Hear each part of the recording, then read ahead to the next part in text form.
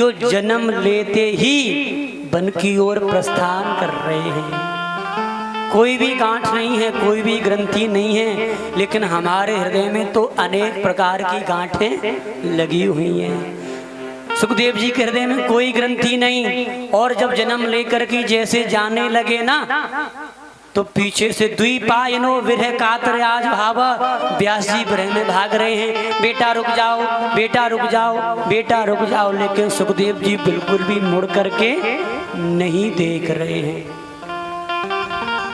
पुत्रेद तन्मयतया, पुत्र के विरह में इतने आतुर हो रहे हैं, इतने तन्मय हो गए हैं कि कुछ उनको दिख ही नहीं रहा है। जब रोने की आवाज, पुकारने की आवाज वृक्षों ने सुनी, तो मानो वृक्ष कहने लगे, अरे व्यास जी, तुमने तो एक बेटा उत्पन्न किया, उसके विरह में पागल हो। हम तो न जाने कितने बच्चे पैदा करते हैं फलों के रूप में, लोग आते हैं लेकर के चले जाते हैं, हम तो कभी नहीं रोते। मानो कहना चाहते हैं, जाने दो, जाने दो, अपने बेटे को मत रोको, इसको जाने दो, क्योंकि ये संसार का कल्याण करेगा, और ये आगे बढ़ेगा तभी तो कल्याण करेगा। ऐसे सुखदेव जी को हम बारंबार प्रणाम करते हैं। बड़ी सुंदर ध्यान किया। आगे कहते हैं, क्योंकि सुखदेव जी के ध्यान के बिना भागवत कहना बड़ी मुश्किल, क्योंकि सुखदेव जी परम संत हैं, दुनिया के चक्कर में बिल्कुल भी नहीं पड़े हैं, एकदम निर्मल हैं, किसी भी प्रकार की गंदगी नहीं है, किसी भी प्रकार का दाग नहीं है। बड़ी महिमा गाई है सुखदेव जी की। जब एक बूंद जमीन पे गिरती है तब भी तो एक मटमेली हो जाती है, लेकिन सुखदेव जी बिल्कुल निर्मल हैं, किसी भी प्रकार का कोई गंदगी नहीं है, लेकिन हमारे हृदय में गंदगी की कोई कमी नहीं है। गोस्वामी जी कहते हैं, भूमि परत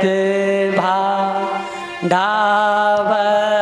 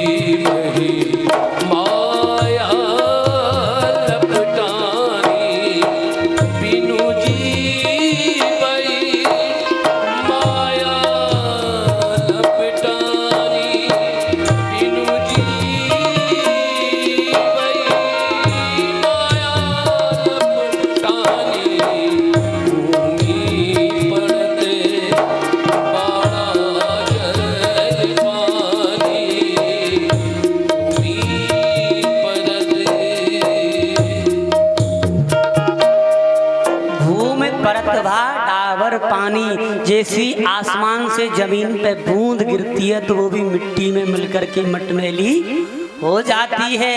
ऐसे ही जब जीव जन्म लेकर के आता है तो जिम जीवें माया लपटानी, भगवान की माया अपने में मिला लेती है और नाना प्रकार के गोरख धंधों में डाल देती है।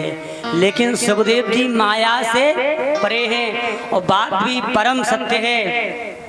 माया के पीछे सब भाग रहे हैं, माधव को कोई नहीं पूछ रहा है, क्योंकि और एक और बात बताएं, माया को छोड़ दोगे, माधव को अपना लोगे तो माया अपने आप आ जाएगी।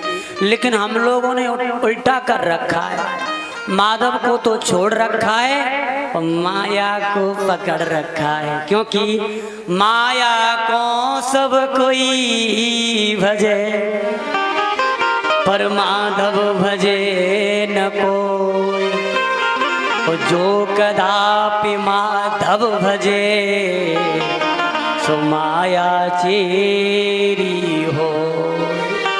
अरे जब भगवान को भजोगे तो माया अपने आप आ जाएगी। माया को तो सब भजना चाहते हैं लेकिन भगवान को नहीं भजना चाहते। तो फिर भगवान सोच रहे हैं माया को भज रहे हो तो माया के चक्कर में पड़े रहो, हम भी अपना आसन दूर लगा लेंगे जा करके। तो भगवान भी तुमसे कहीं जा करके दूर बैठ जाते, फिर तुम्हारी ओर ध्यान भी नहीं देते, क्योंकि भगवान भक्ति से ज्यादा स्नेह करते हैं।